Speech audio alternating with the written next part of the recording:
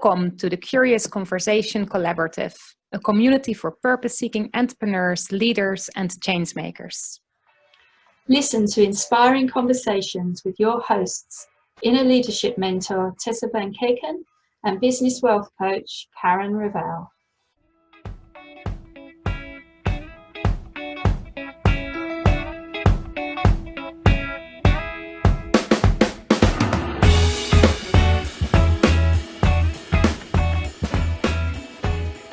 Hi everyone, and we are back for a curious conversation. This month we're talking about managing your day or managing your time, and we've spoken about prioritization last week, and now we will talk about really also looking at managing your energy with your time or with your prioritization. So, and I think it's very interesting, like, you know, last week we spoke a little bit about that, right? About how to prioritize and also specifically about what's going on for you in this moment in time with whatever is going on around you. And I think a lot of that people sometimes get so stuck into their ideas around managing your day, managing your time, prioritization, that they sometimes forget to actually feel what they need, to actually feel to their energy. And Karen and I were talking about this another time as well. And, you know, in my work, of course, I work a lot with that of, you know, getting more connected with yourself and your intuition and your inner wisdom. And I think for me, that feels quite easy. But I notice when working with people, sometimes people, when they get there, they say, yeah, but how does that work? And why is it like that? And I think Karen has very interesting things to say about that. Yeah, well, I mean, you know, time management, let's face it, there are, in fact, I can tell you on my shelf behind me, bookshelf behind me, I have quite a few books on time management, and all the time, especially in my corporate days, you know, you was always looking for how can I manage my time more efficiently? How can I be more effective? But one of the things that I've come to realize is that since I work a lot more with wealth dynamics and the different personalities and your natural talent frequency, is that you'll have, you know, certain things will raise our energy and other things will bring our energy down. And that depends on our personality and our natural strengths. And it's being really aware of what energizes you, because you are far more productive when you are engaged in stuff that you love and that you're good at, and that time then disappears. So it's not about time management, it's about energy management, which I think is what you're saying as well, Tessa, is that, you know, it's about when you're noticing much more how you feel, and that on the one hand that's the emotions, but it's also about just that energy. Have you got that energy? Have you got that bounce? You know, have you got that, you know, yes, I can plow through a load of stuff right now. And then other times you feel, oh God, no, I feel really tired right now. I just want to, like, you know, I need to just, you know, back off for a bit. And I think it's so important, right? Because I even use that in relation to meditation. You know, I really, really think it's very important to use your practice, and you know, a meditation doesn't have to only be like Om, you know, it can also be like being present while walking, or even being present in a conversation or in the supermarket. It doesn't matter, you know. Meditation, the more formal meditation where you sit down and don't do anything else, can help you prepare, because it's harder to be in that more grounded space when there's a lot going on if you don't also have that basis. But other than that, it doesn't have to be that. But one thing I always say to people, like even there is managing your energy.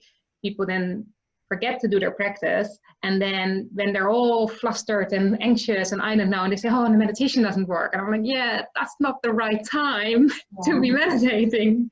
You know, you can when you have a really strong practice, and sometimes you can manage to do it even when you're in the midst of it all and go, oh yeah, I need to come back to it. But if you don't have that anchor to go back to, then that's not the right time, you know.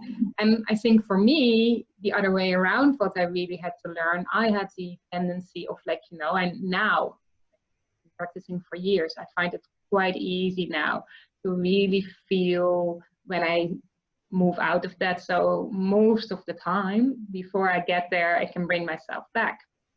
But also what I noticed then is that when you're in that space, it's really important to differentiate between what feels good in the sense of actually knowing, like your gut instinct that you know this is the right thing to do, or what feels good from a one thing, like I feel like this and not like that. Because we all have things, you know, with prioritization and managing our day, there is tasks that are less nice. And some of them, we've spoken about this in other episodes, you can delegate, some of them you can, you know, do in different ways, but there are things in life we need to do that we don't like. You know, so and I think this is one of the things, and I really want to hear your take on that, because I know you have, you know, you have those models that can help people also with recognize that if they're not in that state yet where they can feel it, because I think there is a balance between knowing when to push through to the resistance and when to give in to what you feel you need in that moment in time. And as I said, with meditation is one way of really being able to differentiate between the two. Is it a need or is it a want? But there is ways, as you said, and I like that, because very often when people start, they find somewhere somebody saying something with a model that is a really good model, but it's not working for them, and then they think they're doing something wrong. Yeah.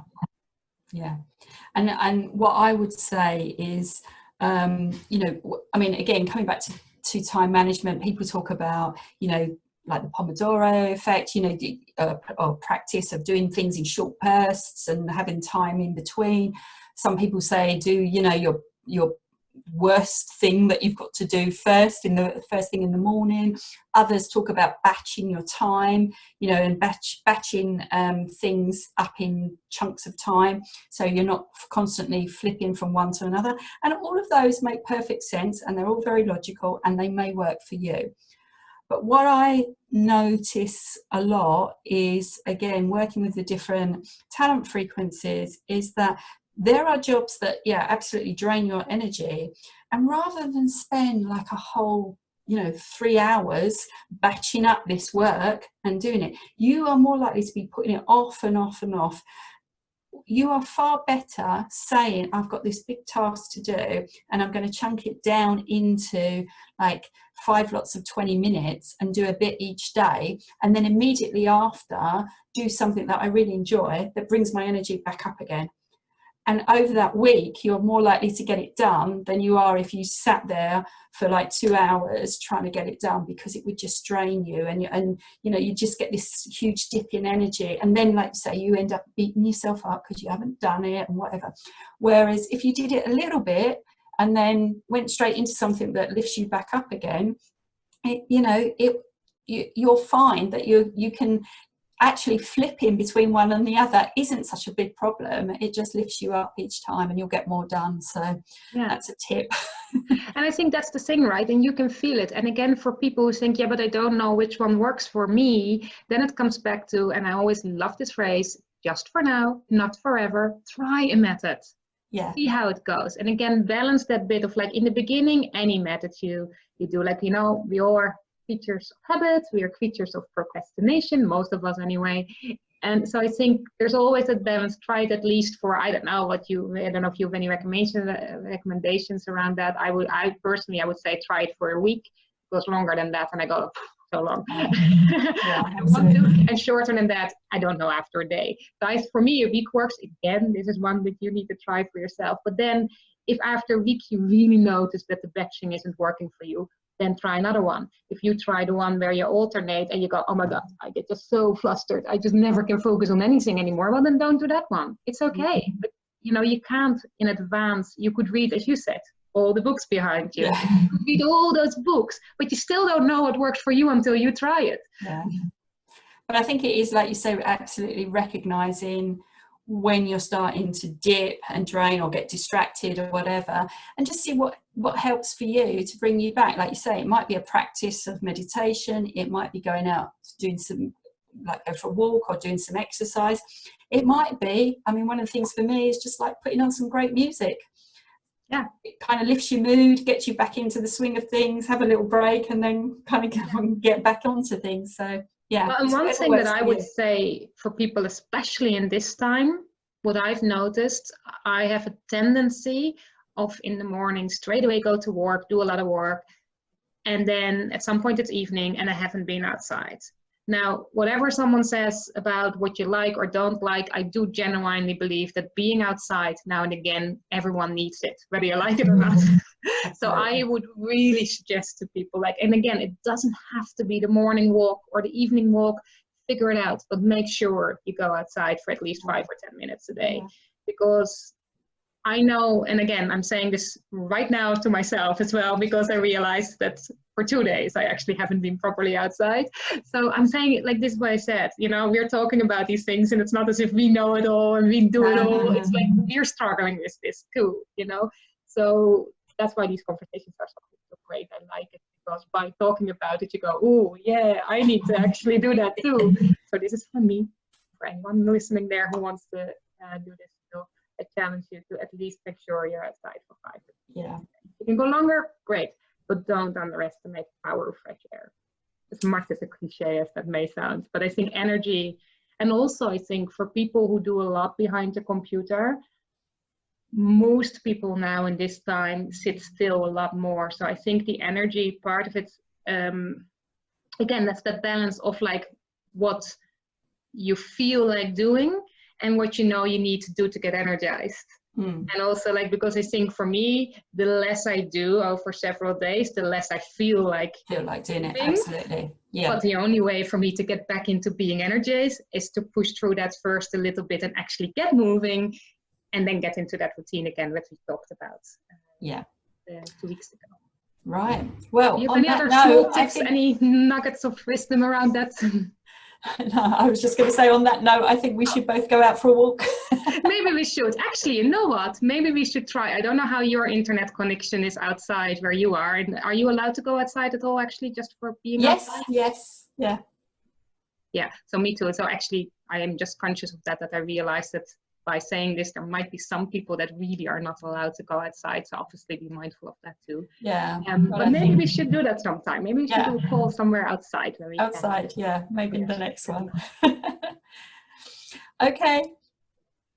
I think that's it for today. So hope you've enjoyed listening to this episode and we'll speak to you again soon. Take care. Talk soon. Bye-bye. Bye. Thank you for listening. Did you enjoy this episode? Do share your thoughts and questions in the comments or send us a message. Do you know someone else who'd be interested in our curious conversations? Please share and spread the word. You can find out more about us at KarenRavel.com and TessaVanKeken.com. Tune in next week for another curious conversation.